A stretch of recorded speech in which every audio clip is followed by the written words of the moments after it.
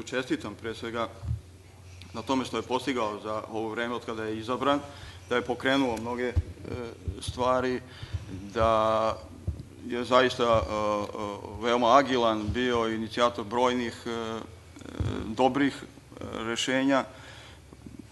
Čestitam na tom pokazanom strpljenju, a pre svega želim da mu izrazim podršku zbog svega onoga kroz šta je prošao posle puča u Ukrajini, posle ozbiljnih pretnji za njegov život, posle svega onoga što je od ekstremista sa Majdana i sledbenika tih ideja fašista i Drugog svetskog rata izdržao.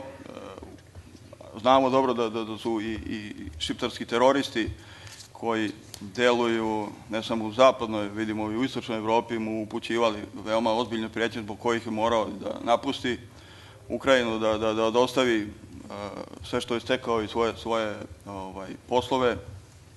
Meni je žao što ranije nismo imali više kontakata i susreta, ali svakako podržavam ovaj predlog da se produži mandat postojećoj Skupštini, ali da to vreme iskoristimo na najbolji mogući način. Hvala vam. Hvala. Ja ću